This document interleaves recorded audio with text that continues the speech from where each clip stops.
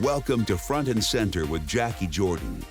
Anyone, I think, any human is ultimately capable of killing. Communication is key in keeping people safe. A person, in order to change his life, needs to have will and desire to do so. This is Front and Center with your host, Jacquie Jordan. Entertainment and pop culture expert Jacquie Jordan is with us. Two-time Emmy-nominated Hollywood producer Jacquie Jordan.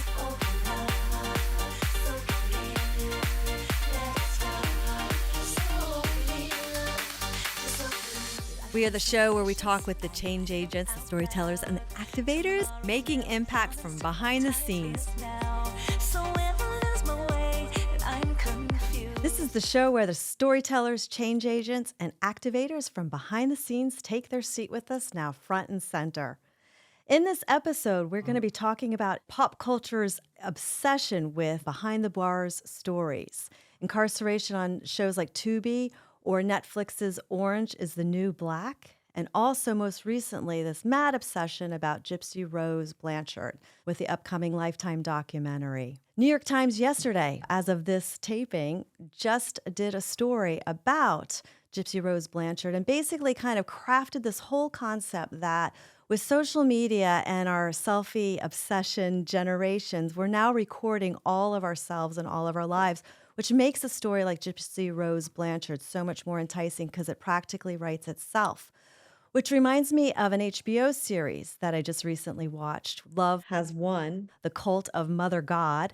And what that was about was a woman who got a band of followers for a spiritual journey, but really she was a drug addict and they just it was a using cult. But because they were popular on YouTube and they had videotaped themselves, there was so much material that the story and the show exactly wrote itself, which is kind of the purpose of what the New York Times article was talking about here. In this episode, we're going to talk about 3 different versions of prison stories and behind the scenes from serial killers. I don't personally have a whole lot of background in that genre, but what I can tell you as a producer in my previous days, I used to carry the beat of serial killers and women who love them. And I used to talk to or collect phone calls from serial killers such as Richard Ramirez, the Night Stalker. And I would laugh to myself because I think to myself, my father had put me through college, and here I'm collect calls from Richard Ramirez, and he would say things to me like, "Jacquie, this is Richard. Can you take my call?" But at the time he was married, and so I would produce television segments or news segments with his wife. And it was a really, really odd time. There was a lot of accessibility to it. In the 2003 movie Monster, Charlize Theron portrayed Eileen Warnock, which was a female serial killer. So there were a lot of serial killer stories going on at that time period. And we've had an obsession as a culture with a lot of our television shows. And so my first guest is a prolific producer, filmmaker, and storyteller. His documentary, Black Serial Killers, Truth or Fiction, uncovers the heinous crimes of murderers who are not known on the list of famous killers because they are Black. He is a colleague and friend of mine. Please welcome Sean Reed. Why was it so important for you to tell the story of Black Serial Killers, Truth or Fiction? It was a journey. I originally had seen the movie Monster back in 2003 and became curious. It's like, okay, I don't think I've really had ever seen a Black serial killer movie. So I started my research, and at that time it wasn't as available, and I kind of went down the rabbit hole, as a lot of people do, and started to discover a lot of misinformation, a lot of lack of awareness. Even today, when I ask people in my own family who I've told about it, they'll still kind of forget and go, "Oh no, Black serial killers don't exist." So discovering the fact that there was so much misinformation got me spurred on to the idea. Well, it's so funny because I spoke earlier in the show about my background of having had the beat for daytime television of the producer for serial killers.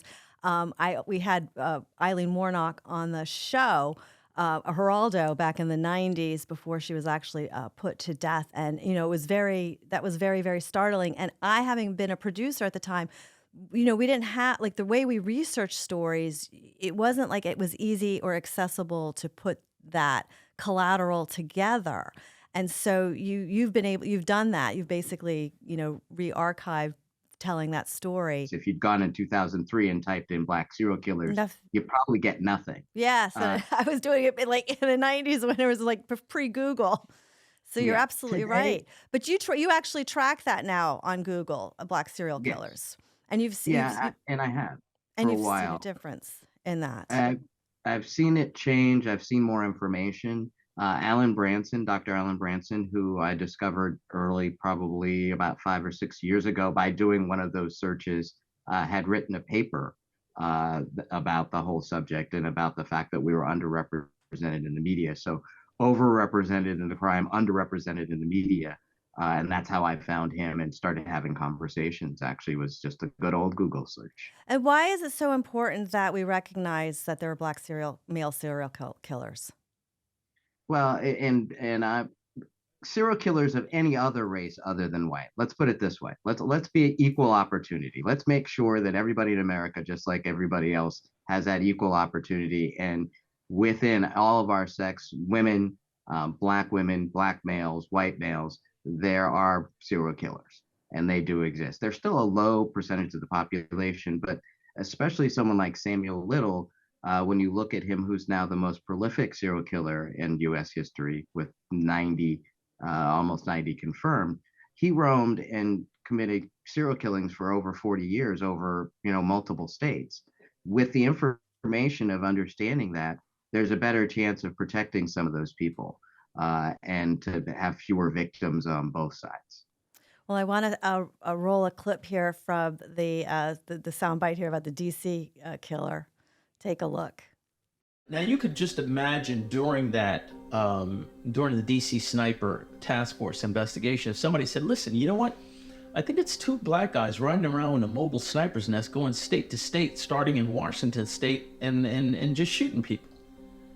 They would have looked at him like he was crazy, or her, and said, you know what, do me a favor, just go get some coffee and some donuts and we'll be fine.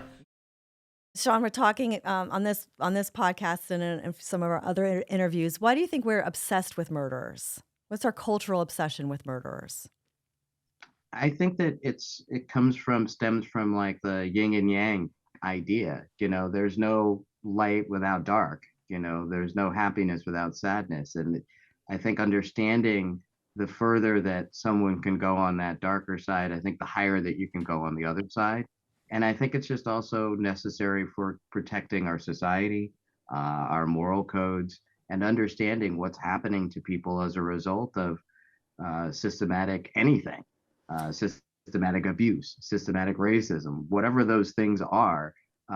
We need to know more about them so that we can avoid being victims of those crimes. What I can relate to also is, you and I've worked together before in television. I used to also work on a lot of missing children cases. I knew John Walsh, and I also was a little tiny girl in Florida when John Walsh's son, Adam Walsh, went missing. But through television, John Benet Ramsey was obviously one of the biggest stories out there. And when I did my research and found out how many little young black girls had gone missing that didn't ever get the national attention. And we still talk about John Benet Ramsey, and that happened in 1996. So I was aware at that time that I had to pause. I was like, well, what is this and what's going on? I think there's also a lot of signaling that goes on when when a particular story is just kind of pushed out there to an edge. I mean, that's just my personal experience. What do you want people to take away from your work with black serial killers? Well, one, like John Walsh was a great inspiration and still is, because of him finding his singular voice and expressing and changing a lot of the way that we perceive crime and what we could do. And I think in furthering that idea, it's about what we can do as a amateur crime fighter on some level. The idea for me is that could be my mother, that could be my sister, that could be my brother, that could be my cousin, that could be any one of us. And if we turn our blind eye to these types of ideas and to these things existing, we're just setting ourselves up for being more victims. So ultimately, I want to give voice to that, and I want to give understanding to it that it's also a deeper issue. Systemically, we have an idea that Black people can't be specifically certain things, and we created that through Jim Crowism. So in fighting that idea, it's counterintuitive, I know, to say, hey, wait, Black people can be this too. But we don't want to promote the idea that any one race is capable of any one thing. That's negative for everybody. And that rolls into the concept of victimology, which you've talked about. Well, and that's true because victims often don't have a voice. And in this case, when you're looking at especially minority victims, Black victims, Latin victims, they're often in the press are going to be underrepresented, right? So they're not getting that chance. It's when that someone chooses a white victim, maybe, or a white girl victim, that is when the press goes, alarm bells, alarm bells. But how many of those, like you pointed out, how many of those Black children, how many of those Black people have disappeared before we got to that point? Well, it's so funny. I honestly, I think like the number when I was producing for television, it was John Ben Abrams. There were like 27,000 children that were registered as missing, not to mention the children that like weren't registered as missing. So it's like, it was amazing to see like the incredible intense spotlight on one missing child. It was certainly, I want to just take some of our questions here. One of our questions was, which one of the serial killers is the worst, and are you going to be following up on that? Well, I think that's kind of an interesting question. We delve into that in the documentary, and that's why we talk about Samuel Little a lot, and people tend to know. And now they're on the FBI website. You can hear him talk about it and reminisce about the different stories and see what kind of monster he truly is. But there's people like Harrison Marty Graham who really only killed, and I hate even saying that, really only killed. But he had 5 victims, but they were all girlfriends. Right. And they were all stored in his apartment. Yeah. And the only reason he really ever got caught is because they finally could smell it in the building, and finally got in there. And he had a lot of, he was mentally maybe disabled, maybe not. Maybe it's just from drug addled because he did so many drugs. What do you think the universal commonality for all these killers is? Like, what drives them? A lot of it's often, a misfunction, something inside of them. There's often a strong sexual component to it. It's hard to say what gets somebody, but there is an elevation that seems to happen to someone when they get through. So often rapists can become serial killers, or those sexual dysfunctions. So it just really depends. It's not the type of crime where just someone snaps. It seems to be, it's way more premeditated. Well, somebody snapping becomes more of a spree, right? Where they're actually they snap and then they're working and now they're just going. Serial killing is defined as, well, right now by the FBI is one killing, a cooling off period, and then another. It used to be 2 and a cooling off and another. So that gives a lot of room, but not really. The cooling off period is the key, because then you're looking at, I don't know about you, but I hate to admit this, but Crime and Punishment was one of my favorite books in school. And I think it was because of that idea of understanding guilt, and understanding the thinking process. So someone who could then go home and think about it and then go do it again, there's the key element to it. Anyone, I think any human is ultimately capable of killing. Sure. That's something that we've given the right circumstances, pressure, dynamics. I do believe that. Of course, I could see that. And in our past, that was necessary to survive. No matter who you were, there would be times. So that doesn't stop anyone. So we don't say that our soldiers who are going and defending us and fighting wars who are killing multiple people at a time, right, are serial killers, because they're doing it they have a purpose, that they're being given a duty, that they're serving a higher purpose ultimately.